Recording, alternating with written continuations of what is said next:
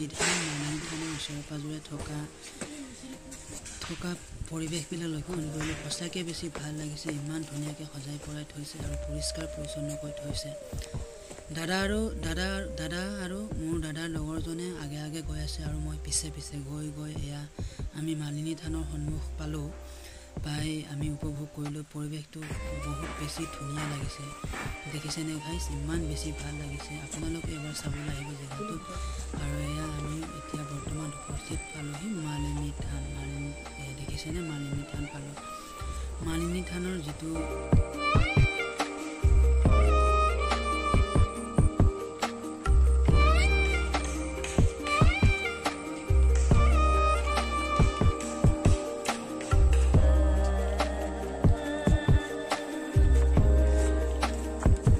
থানৰ ওচৰতে আছে ৰুক্মিণী থান। ওপৰলৈ উঠি যাব লাগিব। আমি ৰুক্মিণী থানলৈও যাম, কিন্তু মালিনী থানটো ভাল লাগে।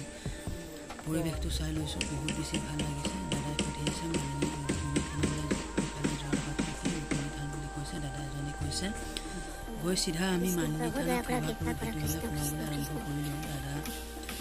দাদা আৰু মই চিধা ভিতৰলৈ নগ'লোঁ, অলপ বাহিৰতে থাকিলোঁ লগত।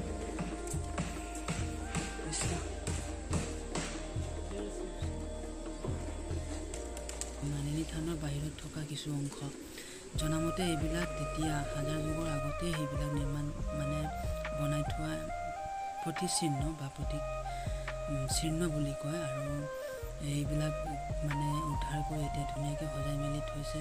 দাদা আৰু মই পিছফালে গ'লোঁ। গৈ দেখিছেনে ইমান কিবা এটা ভাল লাগিছে।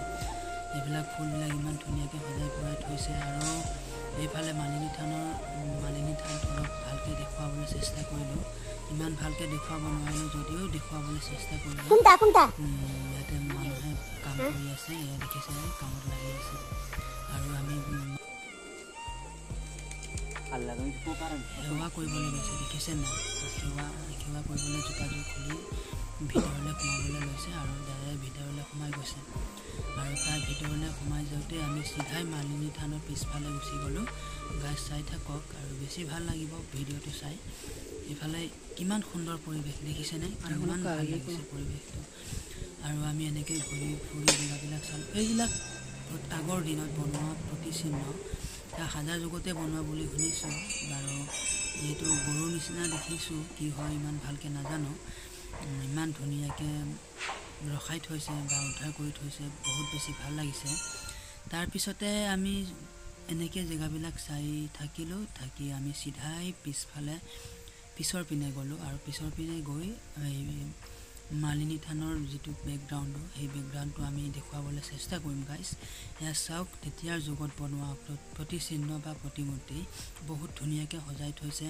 যেতিয়া মালিনী থানৰ মেইন অংশৰ ভিতৰলৈ সোমাই গৈ ওলাই আহোঁতে হেৰিত পূজা কৰে, মন্দিৰটোত পূজা কৰে মানুহে। তাত পূজা কৰি মেলি আৰু তাৰ পিছৰ পৰা এফালে এনেকৈ হেৰি হৈ যায়। আৰু এইটো আপোনালোকে চাব পাৰে, ইয়াতে লিখা আছে কিছুমান পঢ়ি চাব পাৰে কোনে বনাইছে বা কোনে ধ্যান দিছে, চব ইয়াতে লিখা আছে। আপোনালোকে এবাৰ পাউজ কৰি পঢ়ি ল'ব পাৰে। তাৰপিছতে আমি এনেকৈ জেগাবিলাক ঘূৰি, এইটো দেখিছেনে পাৰ্কৰ নিচিনা লাগিছে। মালিনী থানখন একচুৱেলি পাৰ্কৰ নিচিনা, কিন্তু চাই ভাল লাগে।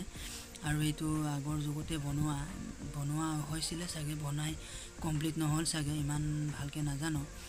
এইবিলাক দেখিছেনে ধুনীয়াকৈ ওপৰত উঠাই, এইটো মালিনী থানৰ বেকগ্ৰাউণ্ডটো।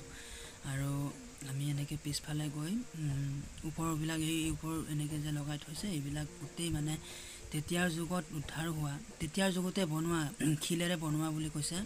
আৰু এইবিলাক উদ্ধাৰ কৰি এতিয়া ধুনীয়াকৈ সজাই পৰাই থৈছে পিছফালৰ অংশটো এইটো গাইছ। আৰু এইবিলাক ন'টিচ দিয়া আছে, পঢ়ি ল'ব পাৰে আপোনালোকে। তাৰপিছতে এনেকৈ গৈ আমি পূৰা মালিনী থানটো উপভোগ কৰিলোঁ আৰু বেছি ভাল লাগিলে। দেখিছেনে কিমান এটা ভাল লাগিছে, বহুত বেছি ভাল লাগিছে। আৰু তাৰপিছতে আমি এনেকৈ চাই ভাগৰি নপৰে, বেছি ভাল লাগে এইবিলাক।